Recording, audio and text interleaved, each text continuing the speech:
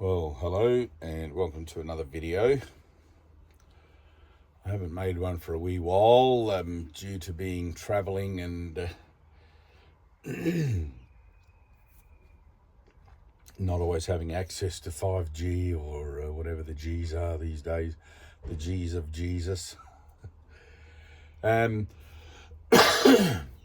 of things. I wanted to talk a little bit about energy because a few people have asked me, what do I mean when I talk about things energetically? Basically, it's how they feel, how you feel about something and how something presents as a frequency. It's much like when you clean. Sorry, I've got a throat thing going on. Ever since we went to Rotorua, the land of smelly egg gas, I've had this burning in my nostrils and in my throat from the egg. Not really a burning, just I guess a burning. Yeah, it feels like a burning. And it seems to be slow in the transitioning back to normal, whatever that's meant to look like. I don't really know, but anyway, it is what it is for now. But energetically, when I talk about things, how they feel energetically, you can use a parable or you can use a analogy of cleaning up your room. You know, when your room or your house is a real mess and you've been putting it off to clean it, and then you clean it up and give it a vacuum and make it all nice again, energetically it feels better. You walk into that room and it just feels like, you want to be in that room and you want to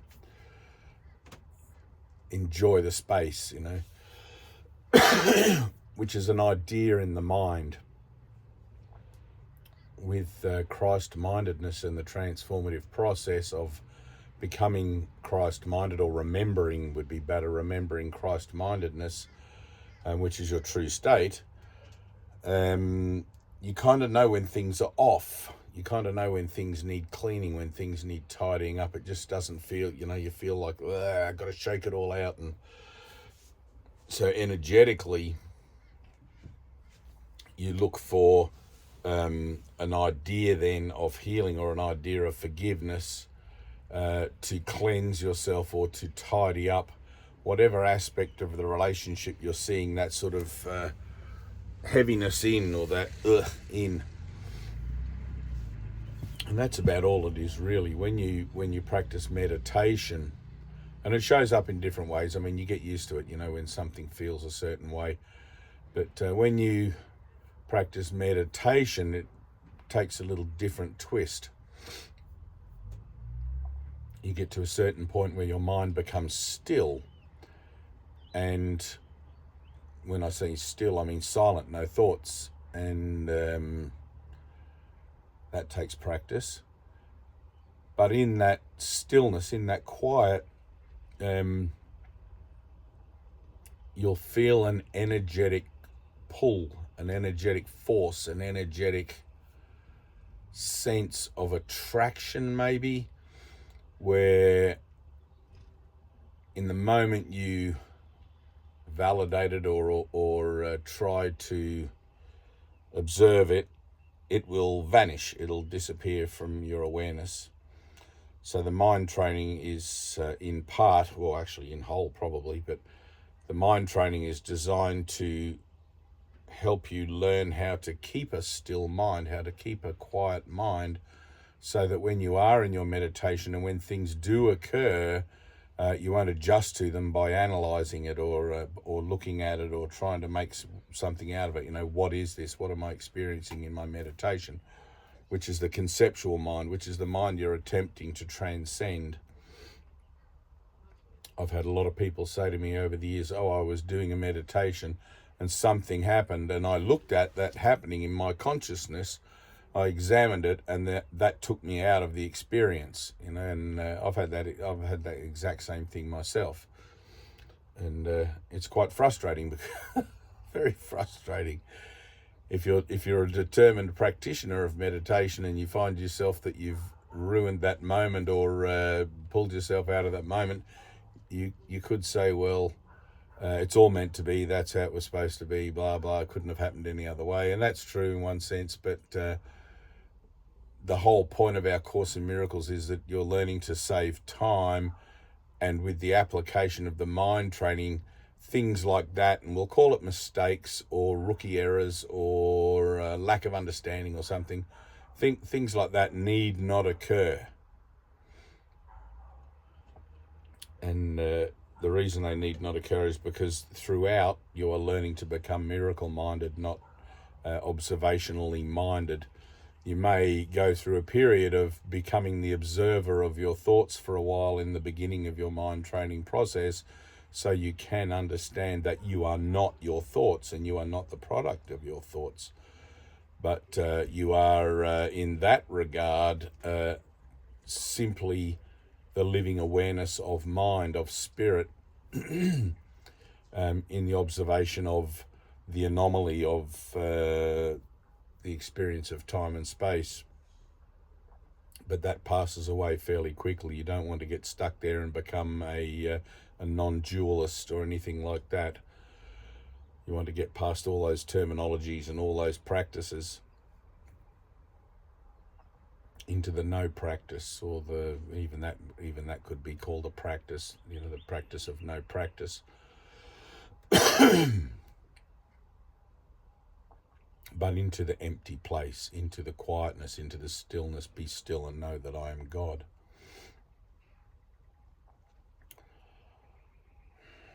One of the other things I wanted to talk about, and I don't know if I've covered all that with regards to energetics, but you'll know that in meditation, that energetic, when it attracts you, it feels like you're being sucked in. It feels like you're being pulled in towards something that it can be quite fearful. It can be quite scary. People call it the void. You're being sucked into the void. But there is no void in God. There's void as an idea of a moment of transition between what seems to be and what is. But God is complete. There is no lack, no void, no space between what is God and what is still God. And even though the world is an illusion, to use Jesus's words from the Course, the opposite of life is not death, it's another form of life. There can only be life, but it takes on a very peculiar appearance in this particular realm. And it takes a lot of discipline of mind to be able to train oneself to look beyond the illusion of that appearance and to recognize and acknowledge the truth beyond the form. All form is illusory, all of it. Doesn't matter how nice you think it is or how terrible it is, it's all illusory.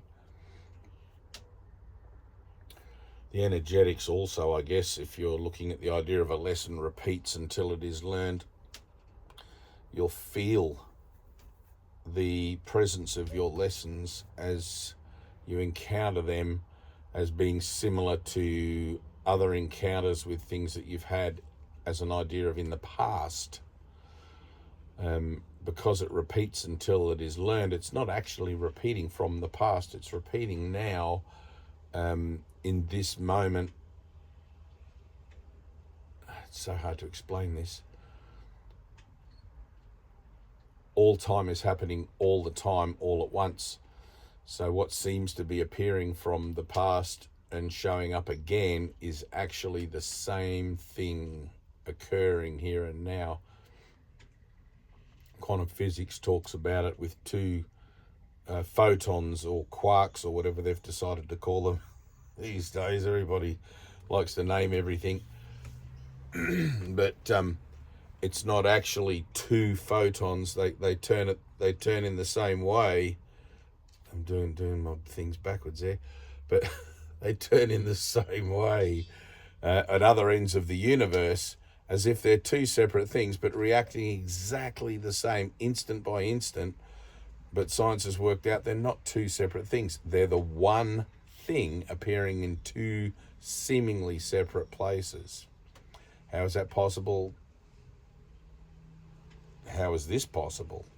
The answer, of course, is that it's not possible. It's not happening now. But the concepts don't get you out of the experience. They don't get you out of the paradox of what seems to be happening. You have to have the experience of the singularity of your true nature, which is God mind creating, to begin to even look at the nature of relative truth compared to divine truth, to be able to make decisions about the direction of your soul journey as it shows up in the opportunities to do so in your relationships.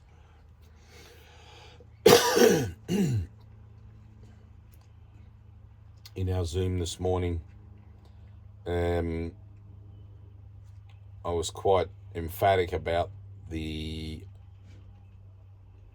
prospect that, or not the prospect, about the notion that where Jesus says in the Course, a universal experience is not only possible but necessary.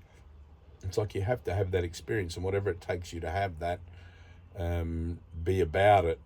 And one of the guys in our Zoom meeting, Max, has just suddenly embarked upon a series of nonsensical adventures, which I am absolutely thrilled about, and taking himself off into the unknown for whatever reason to be presented by any manner of form appearances, appearances that he has no control over, and learning to be a man of faith. And I know many classical teachers of true spirituality recommend that type of activity. Aurobindo was one of my earlier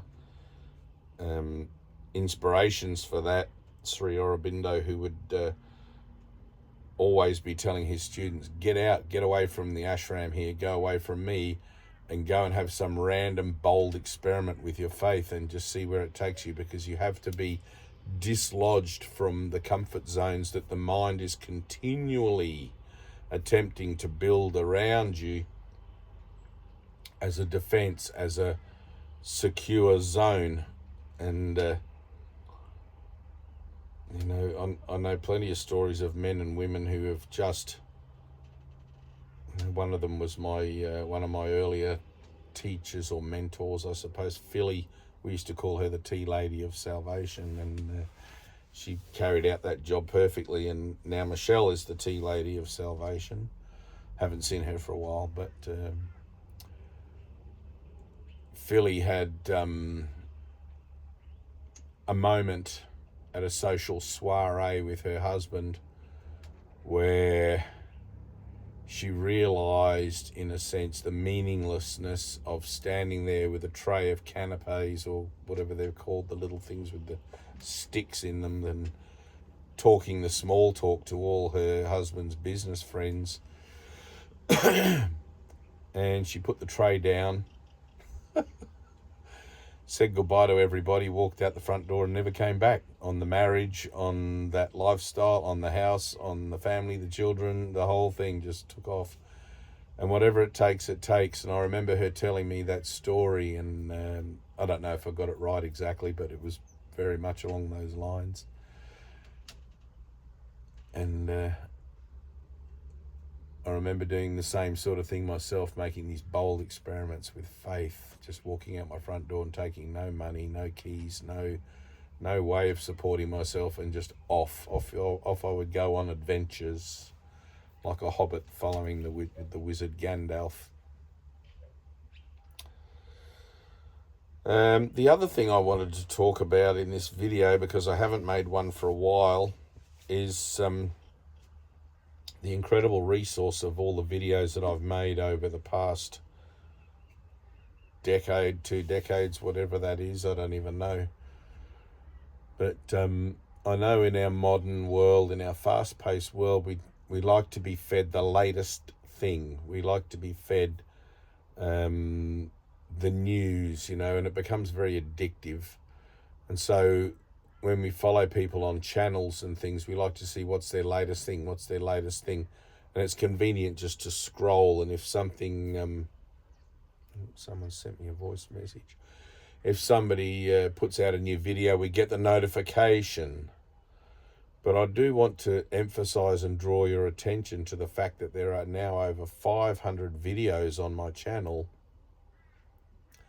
a great deal of which, or probably all of which actually, document a very intense encounter with my own personal transformative process, in which you will also find incredible benefit by availing yourself of that information, of that technology that I impart through those videos. I remember my teacher's teacher once saying, if you will just take on board these videos that I make for you, they will save you thousands of years of personal struggle in the quest to learn the nature of the transforming arts. And it was true. It was absolutely true. I used to sit with my teacher every day for 6 years, 6 days a week for 6 years. I would sit there in that room with him listening to his discourses, and many of them I'd heard many times over.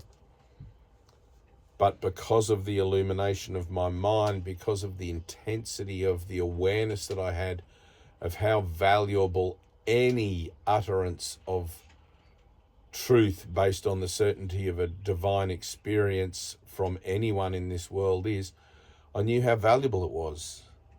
I couldn't tell you how I knew that. I just knew that it was more valuable. And I remember making this decision towards the end of those 6 years that I'd sort of looked at it and I thought, I've heard all these stories. I know all this stuff that he's talking about. I've integrated all these concepts and principles, and now I've just got to work on them. That was my thing. But I thought, well, even if I sit here for the whole day listening to him talk about things again, there is only this moment, there is only the here and now where I'm ever hearing anything, and anything that I think I've heard in the past is an idea in my mind that isn't credible. And it's the same with the workbook lessons of the course. And I've had people tell me, and I from my own experience as well, but I've had people tell me many, many times, oh, I did those workbook lessons again this year, and holy cow, there was much more benefit from doing them the second time around, because they heard a whole bunch of stuff. It's almost as if the first year is just this kind of preamble, and you do the lessons, but you're not really connecting with them or something. And in fact, I haven't ever met anyone who's done those lessons for the first year and got the most beneficent result out of them that is possible. And when they tell me the result they get out of them from doing them for 1 year, it's almost as if they've done nothing. Basically, they've read a book. And but everyone who's told me what happens the second or third year they do it, it's always life-changing. It's always completely compelling. And I know that from my own experience. So when I offer you all my videos, it's like those videos are an incredible resource. If you had 300 or 500 videos by Ramana Maharshi and you didn't have a Course in Miracles or whatever at the time, you would absolutely be watching and binge watching his videos. And I mean, the sannyasins, those who are the devotees of Osho, like they can quote all his stuff and they watch all his stuff. And I'm not after followers or anyone to proclaim my name, when I'm gone or anything like that. But in the interests of being helpful, those videos are there, and I guarantee you they will be helpful if you watch them. And I do have some people write to me and tell me that they binge watch my videos. Somebody wrote to me and said they've watched 5 or 6 a day. And I'm like, holy cow. That is determination, and that is, and it's not always what I talk about in the videos that makes any kind of attractive sense, because most of it is nonsensical without an experience. But something in you resonates with something in me, and the something in me that you resonate with is my certainty. And my certainty is based on experience I've had, or many experiences that I've had, of being outside of this dimension, this body, this realm, this world, remembering God and having insights into other parallel realities, and not with drugs. I have had drug-related experiences, but in my very pre-enlightenment years, but I do not validate those under any circumstance, because they had no correlation, no witnessable correlation to any kind of understanding about the true nature of myself that made any sense to me, whereas all of the experiences that I've had in relationship to doing the Course in Miracles have been completely natural, no drugs, stimulants or anything involved, and they have all kept pace with my transformative process, and they have all made sense out of some facet of that process that has been personal and important to me at the time. So enjoy those videos. I'd like to think that they go to good use. I don't go back and check the comments on those older videos anymore.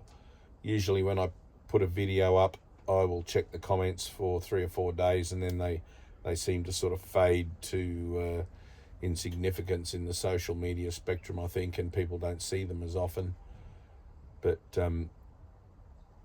you have to do what you have to do with your transformation. I remember I used to write the lesson for the day on my arm in a big indelible pen, and so I couldn't forget to do it.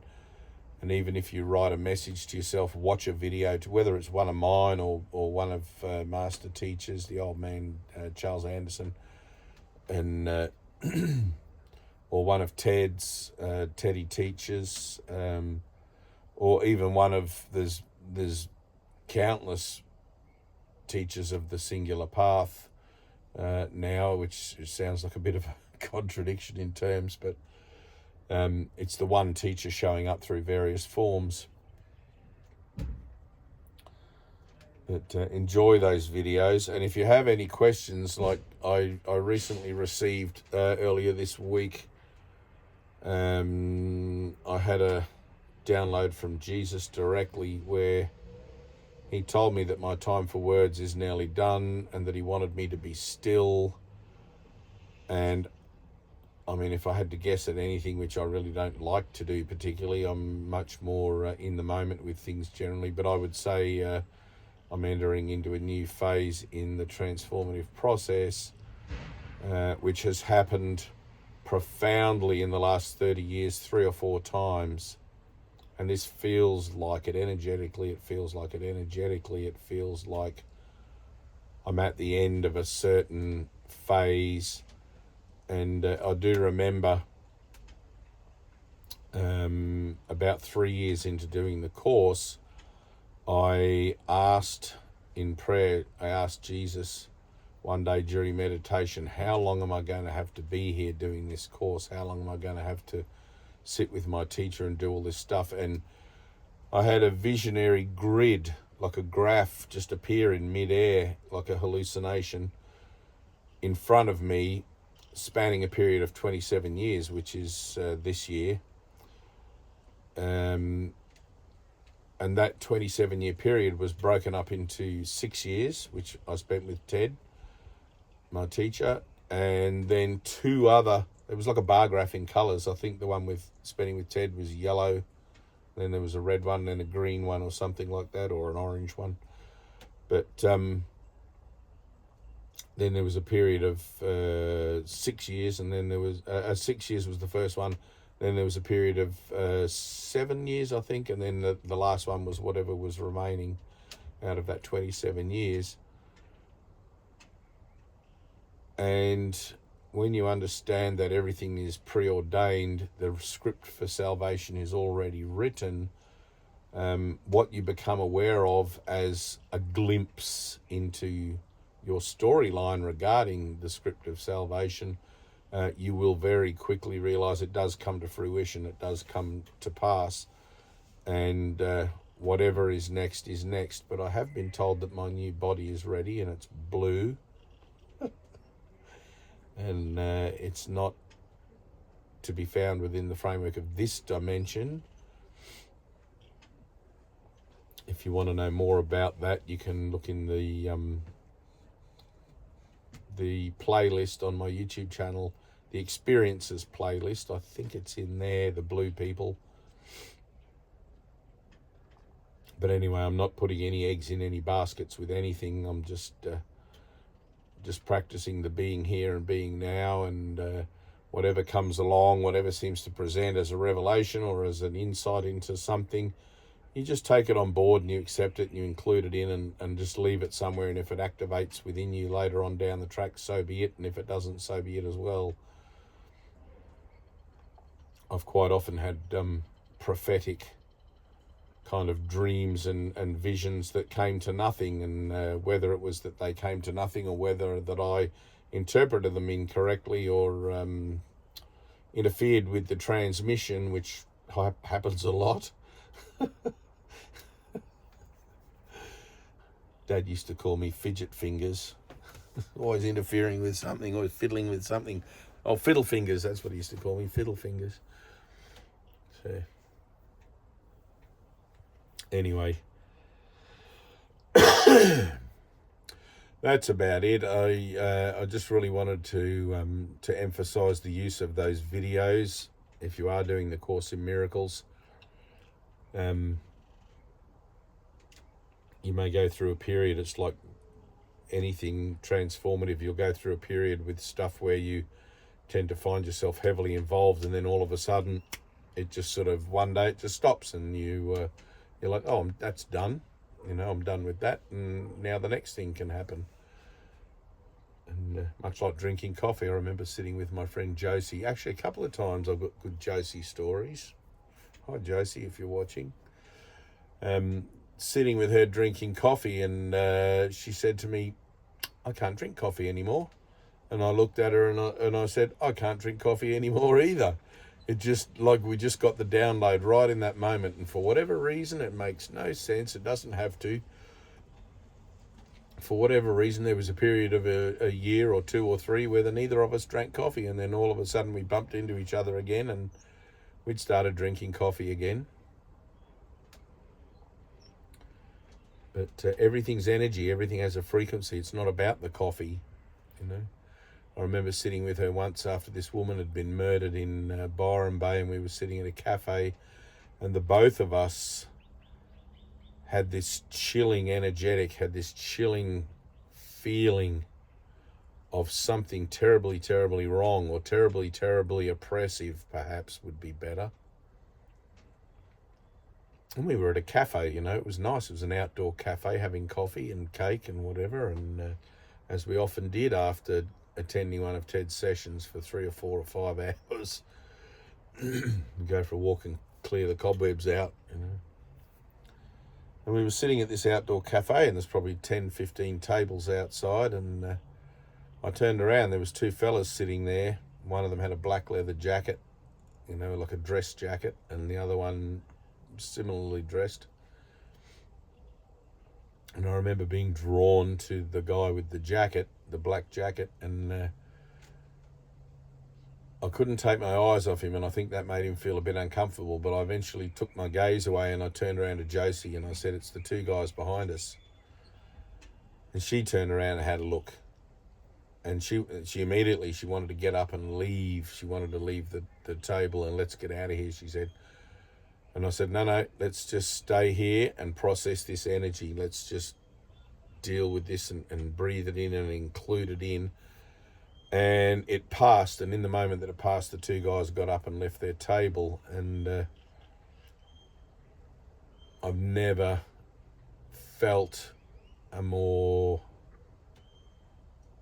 I don't know what I would call it, because I have never felt anything like it, but it murder would have fit the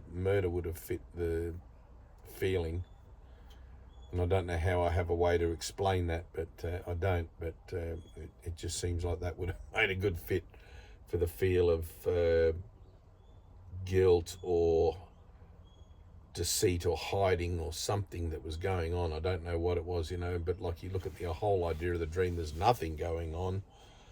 And that's where you want to find yourself, in that experience of the peace of God, where there is nothing going on. There is only the divinity of your own sense of self with you wherever you go. But occasionally these things come along, and they're the opportunities for healing. I don't know whatever happened after that point, but funny story, right? Anyway, that's about it. I love you guys. I'm very, very grateful to everyone that writes in and makes a comment. and ask a question. I think today when we did the Zoom, I set up my little camera and just outside here. And literally, I had nothing to say. My time for words is, as Jesus says, is almost over. I had nothing to say, so I just asked to the assembled brethren, has anybody got a question? Because otherwise I've got nothing. And we had 2 questions and a comment, and ended up, an hour and a half later. I tend to prattle on a bit, but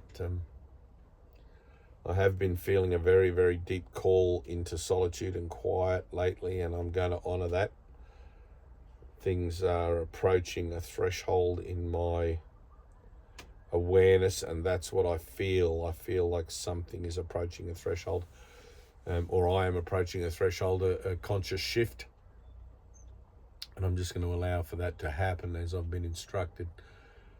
Ted used to always say, my teacher used to always say, there's a lot of light around. Let's make good use of this light. Let's be still and allow it to do what it needs to do. And sometimes you feel it. Sometimes you feel there's a lot of energy. There's a lot of light. There's a lot of and you have to breathe and be still and allow it to do what it needs to do. But it's always for healing. Everything's always for healing. All right, I love you. Peace.